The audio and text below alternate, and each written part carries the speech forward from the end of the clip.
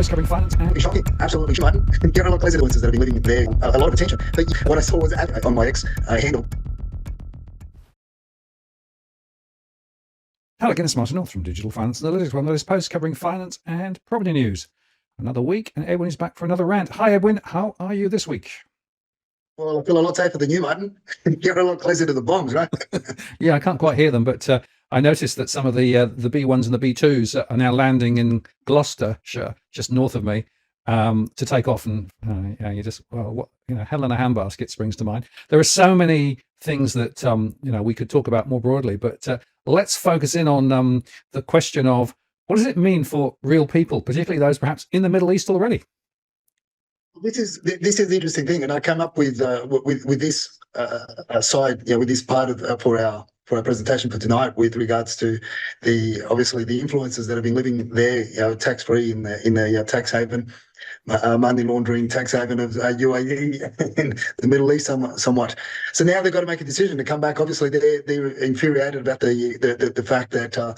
They feel they're not going to go back because the government's arresting and putting anybody that's basically spruiking bad publicity to the rest of the world, to the broader world, that they're put in jail. There's a lot of stories going on, but there are a lot of WeChat chatterers there, as a matter of fact, because they're one of the biggest contingencies. From memory, if my memory serves me right, it's about 37% of people that are board, people from out of the region that are boarded in the UAE are actually Chinese nationals, and the Chinese have put a lot of money into UAE. And there's some stories of WeChat of people wanting to get out. There's this lady, particular story that Dusty was sharing with me, and this lady actually bought 6 airfare tickets to get out of the place, and you're going to ask, why did she buy 6? It was just her and the daughter, because her theory was that if one plane was cancelled, she'd be able to jump onto the next one. And sooner than later, the international travel was going to stop. And eventually, she tells a story that she spent 320,000 yuan, which is divide that by 5, and you get the Australian dollar equivalent. All right. So these are all the people that are leaving. Now, where are they going is the focus, obviously, of tonight, or where do they propose to go? And this is a lot of expats. We're talking about 130,000 expats that actually live, Aussies that live in the UAE, in Dubai, or across the Middle East. Most of them in the UAE and Dubai. 130. That's a lot of people, and a lot of them, you can bet your bottom dollar they've got a bit of coin behind them. Now, so the weekend I spent up in Queensland, visiting some of my old mates there, and visiting a group there that we're proposing to be working together with, expanding our buyers agency network with Century 21 up that way, up that part of the region. I couldn't get away from the Gold Coast and Brisbane quick enough, Martin. What I saw was absolutely.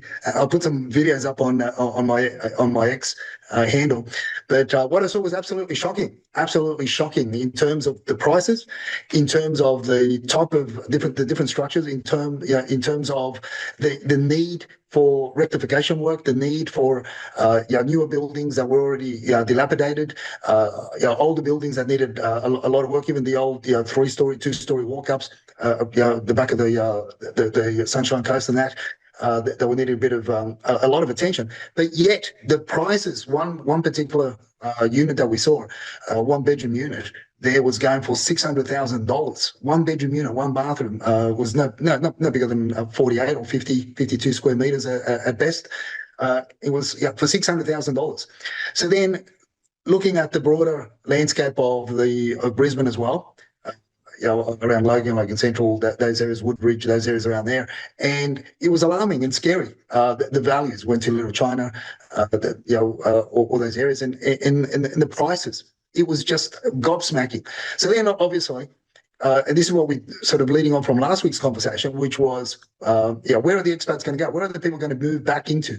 It's going to be predominantly around the east coast of Australia, from your Brisbane's Gold Coast, Sunshine Coast, to down the east coast to Sydney, predominantly in Sydney. Many will think twice before they go to Melbourne for obvious reasons. But the scary thing was, Martin, that so many locals are just being absolutely priced out, right? And when you start talking about $1 million investment properties to get into that market, you have to start questioning how long before Queensland locals start eyeing out our property in the outer regions of Sydney, right? And that's my call. That is my prediction, my new prediction for 2026. Watch this space and watch watch the migration for local Queenslanders. Will pack up, and it's actually cheaper to buy property in the Sydney region, in the outer regions of Sydney, than it is to buy property up there. And I believe, from what I saw, and from what I was also told and informed that we discussed with our groups up there, I believe that there's better choice also for employment here than up there. So my money is on a southward migration. There'll be a northward bound migration from wealthy expats. We met quite a few expats. We met quite a few New South Wales people, Sydney-siders that have literally sold here, packed up stumps and moved to the Gold Coast. And for me, it's the Gold Coast, those areas are really retirement villages. There's nothing to do out there other than sunbake, get roasted, get blisters, and get sunspots and cancer eventually. Other than that, why would you go there? But a lot of people have migrated there for lifestyle, and that's the lifestyle that's going to be appealing for a lot of the people, expats coming from the UAE. Yeah, I think it's very interesting. Of course, your number 10 prediction start of the year was about escalating geopolitical risk, fears coming off the back of that. Whether it's a hot war or whether it was a perception of war. Well, guess what? We've got a hot war now. But expats returning, and Australian PR holders moving capital back to Australia, and interesting times there. But the other interesting observation, which I think is just building what you said, I've been looking at the investment property net yields across Queensland, and a few years ago they were very, very good in terms of property investments, both from a growth perspective in terms of capital appreciation, but also on a cash flow perspective. That's completely changed now. So what I'm seeing is, in fact, that the net investment yields, which of course is the real way to measure a performance investment property, in my view, to take account of the costs of the property, have gone through the floor. And so what we're finding now is that, again, from one of my conversations recently, that there were people who actually were looking to invest in investment property up in the Queensland area and now looking to get out. And guess where they're coming to? They're coming back to look at Sydney again, because, as you say, relatively speaking, maybe the proposition is a little more attractive. So I think that tilt back towards New South Wales could be quite interesting, particularly, of course, with the other issue, which is costs of getting around the place, because, of course, Queensland is pretty spread out, and so the cost of fuel is pretty high. In and around Sydney, it's more compact. The areas that we grew up in, we obviously attach them for various reasons. But I can really see the migration coming down southward because people just can't afford it. And one of the principal or the leaders of one of the groups there that we were talking to, he said, "Edwin, look, it costs $1 million to buy an investment property in Queensland now. Something relatively that's going to sort of go through the test of time. $1 million, and it'll be something new. So then, plus the stamp duty, you're going to be basically doing your ass for 2 years. You're going to be in the red, upwards of 1.1, 1.15. Okay, you've got your $30,000 per annum negative gearing strategy and government kickback, as I call it. But at the end of the day, you're still in the red. You're hoping and praying that the properties are going to go up in value eventually in your third, fourth, and fifth year in order to be in the black. But then he said, why? When, from what I've been telling them of properties that we've been getting our clients here in just the outskirts of Blacktown for just around $1 million, and with a greater potential.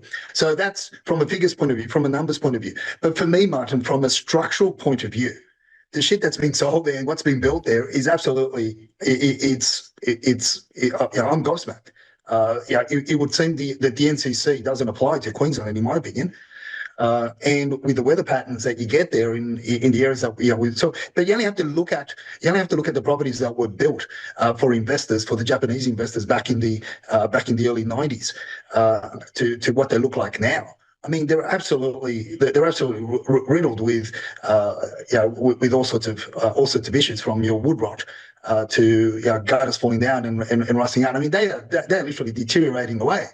And the strata laws and the strata regulations there, it's just a wild west as far as I'm concerned. So this is why I feel for, again, I feel for the first-time buyers. I feel for the younger generation that are trying to get into a principal places of residence here in New South Wales and in Sydney, because once that dial turns toward toward the back down south, and investors start basically not putting more money in your Queenslands and even in your WAs, because it's just as expensive, almost as expensive to get there. And as we said, you have but they're one trick ponies. They've got other inherent issues with your investment strategies there. So when you start looking at your Sydneys, like, and we'll talk a little bit more about it later on. And this is where I would beg to differ with SQM's realignment of their predictions.